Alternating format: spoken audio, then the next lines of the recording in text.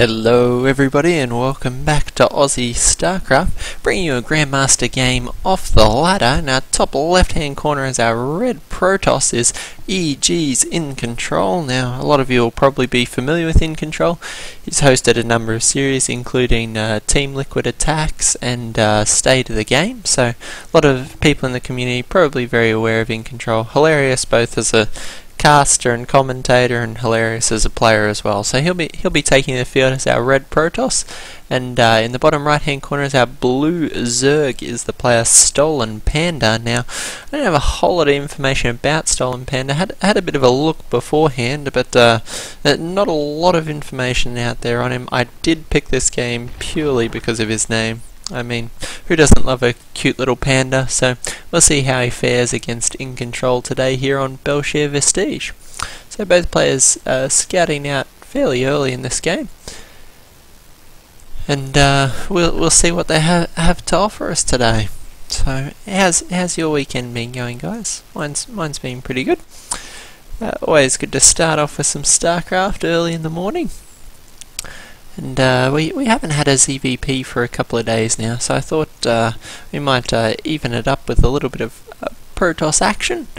And well, Incontrol I thought would be as funnier player to cast as any. So have a Forge coming down, so it looks like Incontrol will be going for a Forge fast expand, which is a bit interesting. We've sort of seen the metagame shift away from this sort of opening.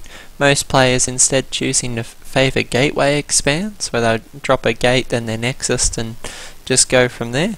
Obviously, Incontrol much bigger fan of the old school Forge fast expand. So we'll see if that works for him, or we'll see if Stolenpanda can exploit that. We have Stolenpanda's pool almost completed now, and hatchery about to go down at the natural.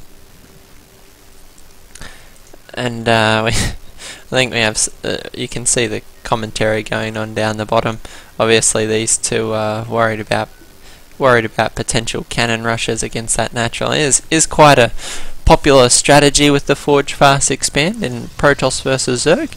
You drop your Forge, get your own nexus up at similar time to the hatchery, and where the Zerg player plays greedy and doesn't pool first, it's easy to drop a pylon and a cannon or two and to deny this natural expansion, which really messes the Zerg player up in a lot of different ways. Means he's forced to drop his third base over here with a much longer travel time to try and defend both locations. You can warp in irritating units, do all sorts of fun and games. You can see Incontrol here still hiding and messing around with this probe. Cannon almost complete up here. We have Stolenpanda continuing to scout and throwing down a third base here. Now you can see Stolenpanda is going to find this probe very quickly. Probe still attempting to get an easy pick off on one of these hatcheries, but that won't be happening today.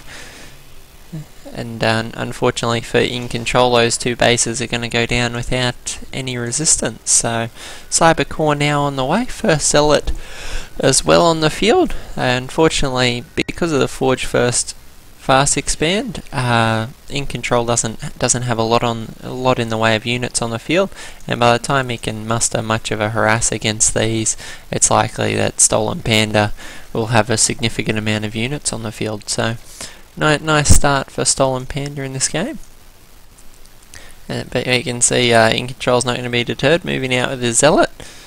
Probably going to have a little bit of a poke at this third base, but the danger for Incontrol now is that Stolenpanda with a couple of queens and 3 hatcheries can produce a phenomenal amount of lava, and in no time flat can flood the field with 30-40 speedling. So this gate's still not walled off, a little bit of a danger for Incontrol.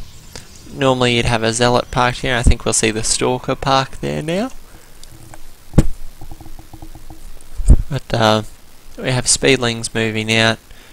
Zergling's speed not on the way quite yet, which is a little bit interesting. Wondering what's being done with the gas. Probably the gas only just started being mined, so we'll likely see that Zergling speed go down in just a few seconds.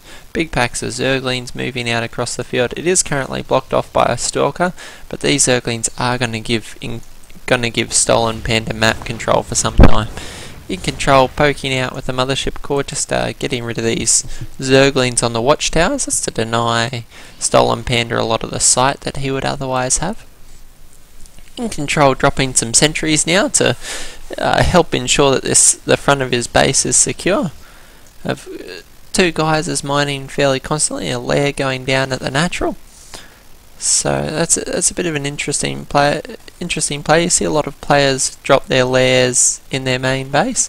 If you're wondering why Stolenpanda is going for this strategy of dropping in the natural, I think it's because the natural becomes the hub for the defense. You'll have the army here defending against attacks in the third base and the natural, and it's actually quite easy for Protoss players to snipe the lair in this location, particularly when your army is located out here. They can warp in zealots and other units and snipe the lair or hive quite easily, whereas this second base is going to perpetually have units stationed in front of it. So Stolenpanda dropping a Hydralisk den and producing a few roaches. So we have Incontrol starting to move out. He has a number of sentries now on the field, starting to boost out an Observer and some Immortals. We could well see some sort of Sentry Immortal play come out of this. We have 5 more gateways being thrown down, along with the Twilight Council. So Incontrol has a lot of options from here. He could choose to expand if he'd like, or he could commit to some sort of 2-base all-in timing off of this. So still a lot of options for both our players. Stolenpanda continuing to power on three bases. Still needs to saturate his second base. Now taking his gas in his main. And I imagine shortly we'll see him take his gas in his third base as well. Gas being extremely important commodity, well, for all races, but particularly for Zerg. A lot of their better units, like their casters, the infestors, mutalisks, all those sorts of things are quite gas intensive, costing 100 gas a unit, which is quite substantial. So a lot of Zerglings on the field now. We saw that we can see that he's in. Oh, why did that? We can see that there are 38 Zerglings on the field and 7 roaches, so Incontrol has to be fairly careful about trying to move out here. Overseer getting a nice scout off. You can see the robotics bay and the facility now producing Colossi. But this is quite a sizable force now on the field for Incontrol. He's got 2 Immortals, which could chew through these roaches quite easily, and Stolenpanda doesn't have that much in the way of being able to stop this. If we go back to the production tab, we see +1/+1 on the field, as well as a roach speed. So I wouldn't be surprised if we see. Oh, sorry. Yeah, no, it is the roach speed upgrade on the way. So I wouldn't be surprised if we see a flood of units shortly here out of Stolenpanda. Though we do have Incontrol expanding and walling this off with some more gateways, so that takes Incontrol to about 10 gateways. So he could put on a substantial amount of aggression, particularly even Warp Prism Harass. A very popular strategy, particularly against Zerg players, is to drop some sentries here and then warp in units, use the sentries to block the ramp, and then spam zealots to just rip apart the infrastructure here. As you can see, that would take out 2 tech buildings. Unfortunately for Stolenpanda, it wouldn't do anything to his other things, because he spread out his tech buildings nicely and has his lair in this less exposed location in the natural. So lots of different options for Protoss, particularly now that he's gone up to 10 gateways. Incontrol could do all sorts of things in this current position. Stolenpanda dropping his 4th base.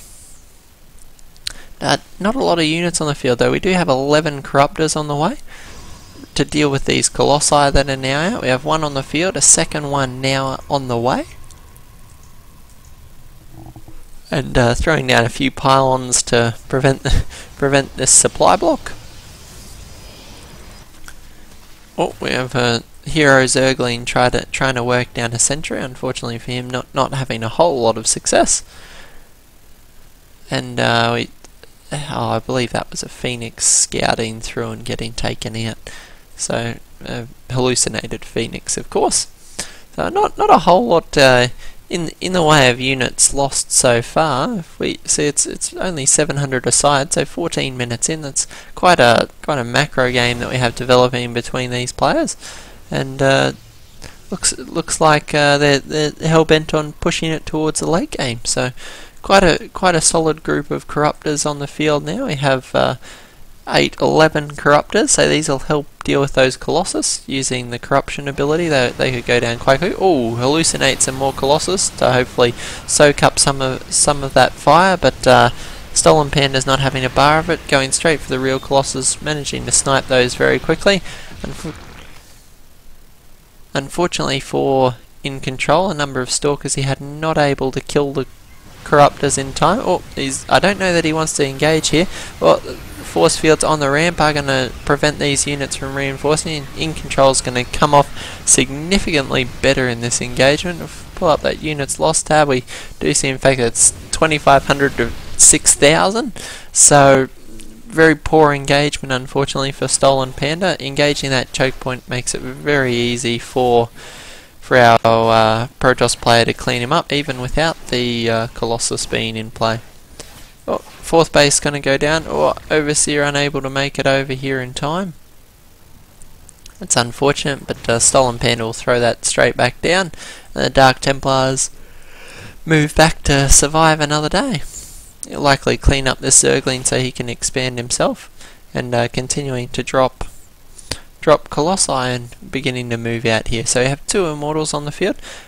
Please note the Protoss are at 2 weapon upgrades, no armor, against the 1 attack upgrade of Stolenpanda, so fairly light on the upgrades this game. But both our players are rushing to get the units they need on the field at the right time. A lot of Hydras and Zerglings being produced. Now, these are what you want to be able to take down the Stalkers. Hydras do very well against gateway units, particularly if you can snipe this Colossi with the Corruptors. You'll be able to get quite a favourable engagement, but he doesn't want to continue. There's a great concave for Incontrol. He really can't afford to hit. Big blink forward's going to clean up a lot of these roaches, and forcing Stolenpanda back. He wants to engage somewhere here in the middle of the map where he can engage from 2 or 3 sides and really clean up this Protoss force. His Corruptors engaging over the Stalkers here. I don't know that there's quite the engagement we want. Hydra's able to knock down the Immortals, which is a nice little pickup, but the Corruptors forcing the Colossi back, but unfortunately not enough Corruptors, and engaging over this many 3 attack Blink Stalkers just gets them ripped up, and we have Incontrol tearing through the Zerg army. It's 166 supply to 125, and Stolenpanda forced to tap out. So interesting little ZVP here for you. Not as action-packed at the start as we're used to, but a great example of how to play this matchup as Protoss, particularly on this map. You saw Incontrol just hover here between his 2 bases, able to keep them very secure, and choosing the right units to mass up on. Losing his Colossi early in that engagement, you saw him counter that with quite a heavy warp in of Blink Stalkers, and 3 attack Blink Stalkers. Positioning was everything in the final fight. By positioning up here on the high ground, forced the Corruptors to try and take an angle here where the ground units couldn't support them. The Colossi merely pulled back until the mass units of Blink Stalkers would blink underneath, take out those Corruptors, and leave these ground units trying to fight up 1 ramp with 2 force fields on it. So they were never going to be able to trickle through in time, and you see that Incontrol able to work his way to an easy win there. So remember guys, StarCraft's mostly about positioning. The whole game can be won or lost based on the decision of where to take these crucial fights. You'll notice that Incontrol pushed down into this area and then thought better of it and decided to pull back onto the high ground, and that in the end was likely the decision that won him the game. So both units had the players they need, but unfortunately for Stolenpanda, picking that engagement in the wrong part of the field did cost him substantially. If you are going to engage through these narrow points, particularly against Protoss, you need units like the Ultralisk that will crush the force fields and open the door and let you through. So good game between both these players. Hope you guys enjoyed it. Go ahead and give us the old like on YouTube. Does a great deal to help us out, and we'll see you in the next cast with a lot of great videos. If you have any requests, go ahead and send them to aussiestarcraftreplays@gmail.com. Thanks guys, we'll catch you later.